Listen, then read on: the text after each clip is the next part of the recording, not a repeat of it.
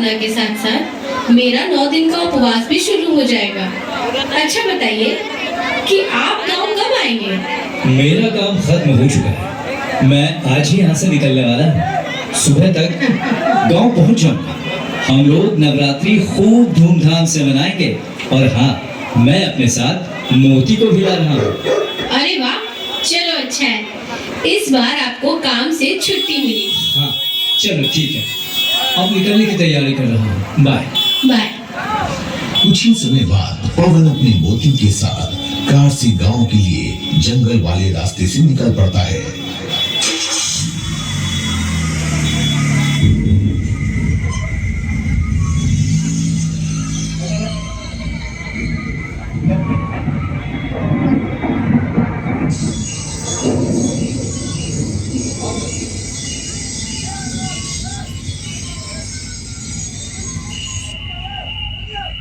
जानते हो मोती, कई सालों बाद मैं इस रास्ते से जा रहा हूँ। बचपन में हम अपने दोस्तों के साथ इसी जंगल में पिकनिक मनाने आया करते थे। इस रास्ते से जा रहा हूँ तो बचपन की कई तस्वीरें आंखों के सामने आ रही हैं।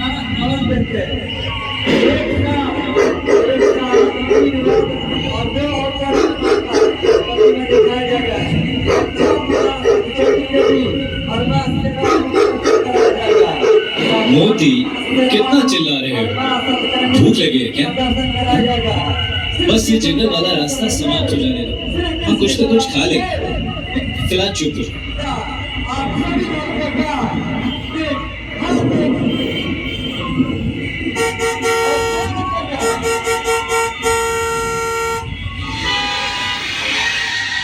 अरे इतनी रात को इस जंगल में सड़क के बीचों बीच कौन खड़ा हो सकता है? ओम ह्रीं क्रीं क्रीं स्वाहा।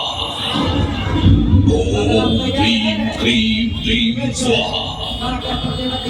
अरे ये तो एक दिख लगता है। मोदी, तुम यहीं रुको, मुझे उतर कर देखना पड़ेगा। क्रीं स्वाहा। अरे भाई साहब, आप सड़क से थोड़ा सा साइड हटिए, हमें अपनी गाड़ी निकालनी है। ओम ह्रीं क्रीं क्रीं मुंजाय आगमने स्वाहा। ओम ह्रीं क्रीं क्रीं मुंजाय आगमने स्वाहा। ओम ह्रीं क्रीं क्रीं मुंजाय आगमने स्वाहा।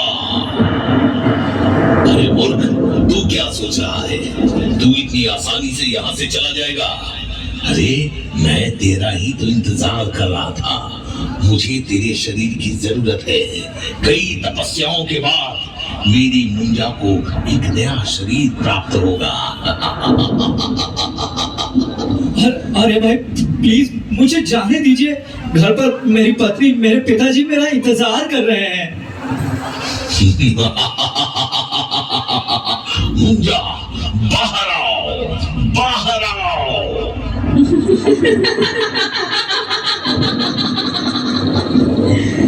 Kenapa tak tidur lagi?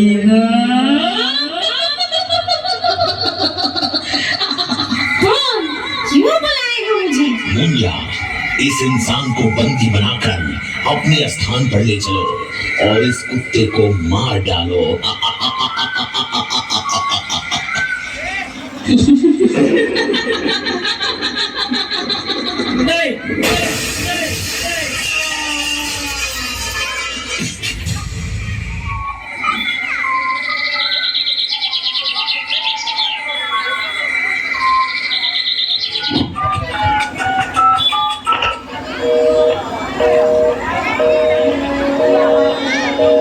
क्या हुआ बेटी, तुम इतना घबराई हुई क्यों हो? और पवन कहाँ है? पिताजी, काफी समय हो गया है, अभी तक वो घर नहीं आए। मुझे बहुत चिंता हो रही है और फोन भी उनका बंद आ रहा है। बेटी परेशान मत हो, पवन आता ही होगा। हाँ, सुबह से दोपहर हो जाता है पर पवन को अभी तक घर नहीं लौटने की काफी चिंतित हो जाती है। पवन के पिता के कहने पर गांव के कुछ लोग पवन की तलाश में निकल पड़ते हैं।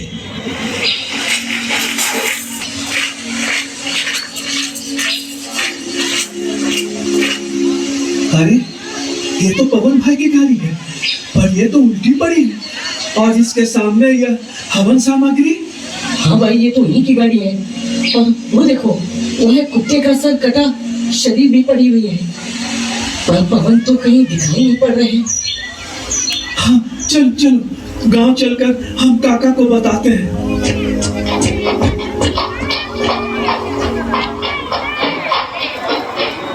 शाम के 7:30 बजे गांव के लोग पवन के घर आकर कहते हैं, काका, हम पवन भाई को ढूंढते हुए जंगल वाले रास्ते से जा रहे थे, तो हमने देखा कि पवन भाई की गाड़ी उल्टी पड़ी हुई थी, और हाँ, वहाँ पर एक कुत्ते की सर कटा शरीर भी पड़ी थी।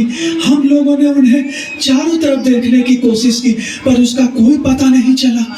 हाँ, तब जहाँ गाड़ी पलटी हुई थी उसके सामने एक हवन सामग्री और कुछ तंत्र मंत्र के सामान पड़े हुए थे। हे भगवान, मेरे बेटे को बचाओ। यह उसी तांत्रिक का काम है जिसे कुछ वर्ष पहले हमारे गांव के लोगों ने उसे गांव से भगा दिया था, और उसने कहा था कि एक दिन वो जरूर आएगा और अपने अपमान का बदला लेगा। पिताजी, अब हम क्या करें? पता नहीं वे किस हाल में होंगे। घबराओ मत बेटी, कल से नवरात्रि शुरू होगी। तुम अपनी श्रद्धा भक्ति से कलश स्थापना करना, और अब माता रानी ही हमारी सहायता करेंगी। और गांव वालों, तुम लोग नवरात्र की तैयारी करो।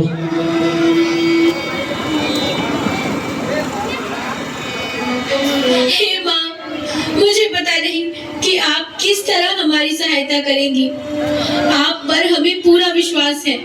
9 दिन तक कठिन व्रत के साथ साथ मैं अभी से ही कलश स्थापना करती हूँ, और आज से ही नवरात्रि शुरू करती हूँ माँ। सुकन्या अपनी छाती पर 9 दिनों के लिए कलश स्थापित और व्रत रखती है।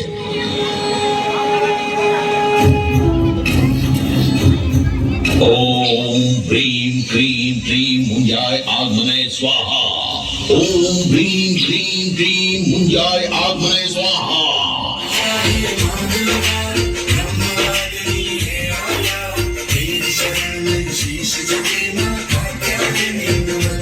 कहीं दूर से मुझे बैंड बाजे की ध्वनि सुनाई दे रही है।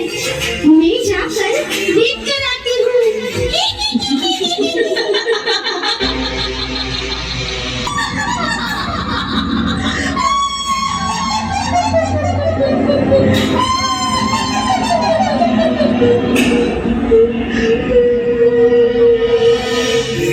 सितारे तो नैना मुझे और किसी से क्या ले, मुझे और किसी से क्या ले, जग साथ नहीं तो दुख कैसा मेरे साथ नहीं नहीं है, मेरे साथ नहीं। अरे, खुशियाँ मना रहे हैं।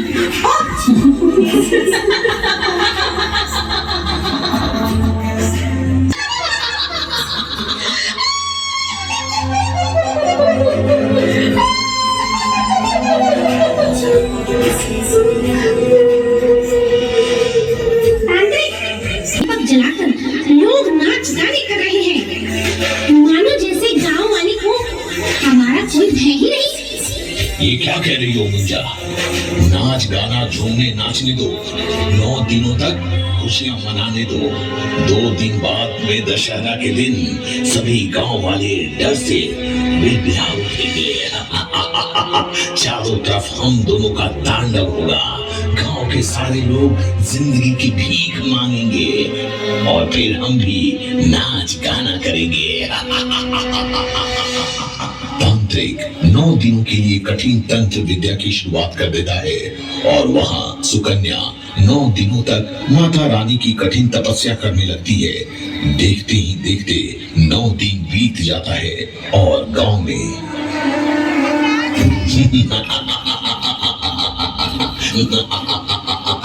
आनंद, अति आनंद। इस मनुष्य की ओर देखो।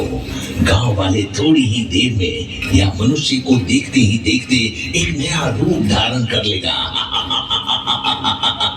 बस आखिरी मंत्र, ओम ब्रीं क्रीं क्रीं मुंजाय आगमान्य स्वाहा। ओम ब्रीं क्रीं क्रीं मुंजाय आगमान्य स्वाहा।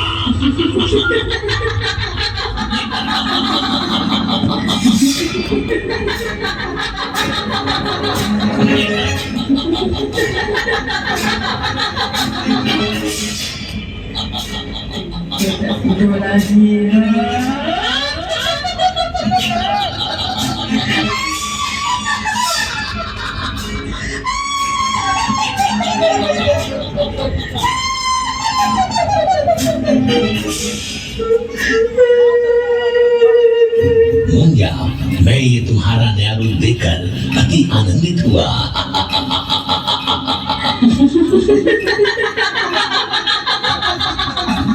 मांगो तांत्रिक मांगो, तुम्हें क्या चाहिए?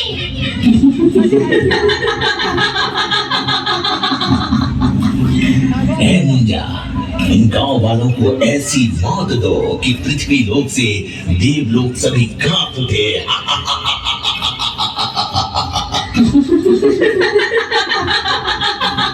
इसी बात, लो, अभी मैं तुम्हारी मांग पूरी कर देती हूँ।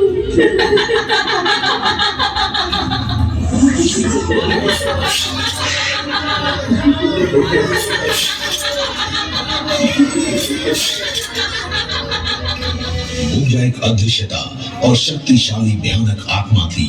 अदृश्य होकर गांव वालों का सर धड़ से अलग करने लगी।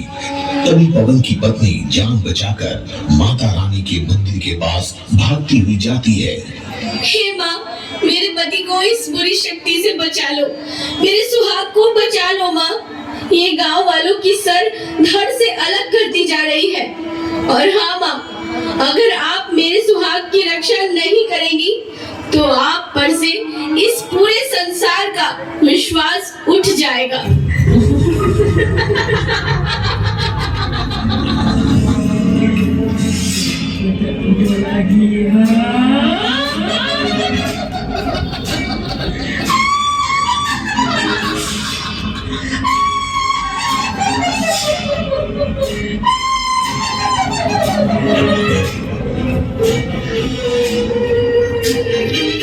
तू इस मंदिर से किसको बुला रही है? यह पत्थर की देवी। ये पत्थर की देवी आएगी तुझे बचाने।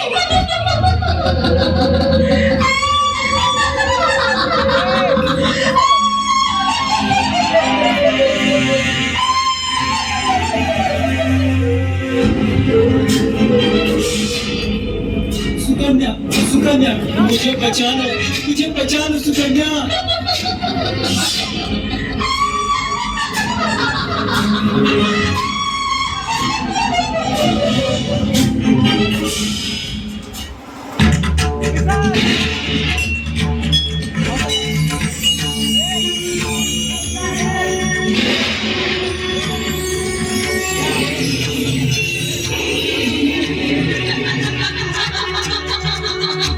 अरे तू आई है मुझसे इन गाँव वालों को बचाने।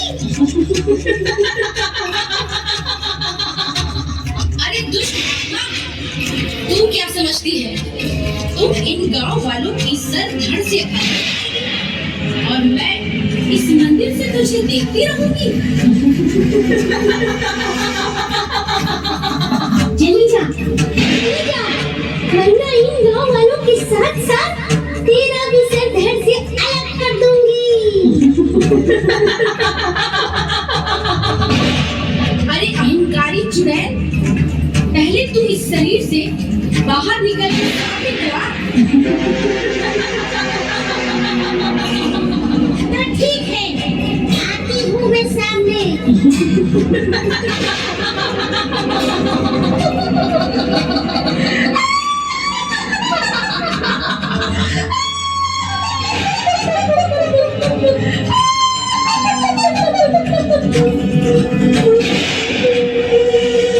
लो, मैं आ गई। तू कौन है तू? अरे मैं तो आत्मा हूँ और आत्मा अमर होती है।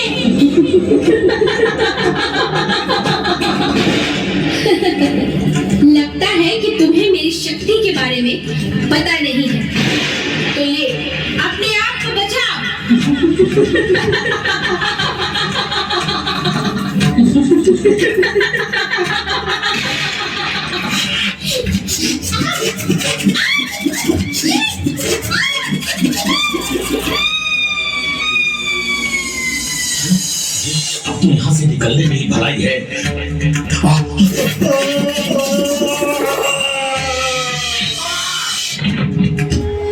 देखो सुकन्या, देखो तुम्हारा पति तुम्हारी आंखों के सामने खड़ा है।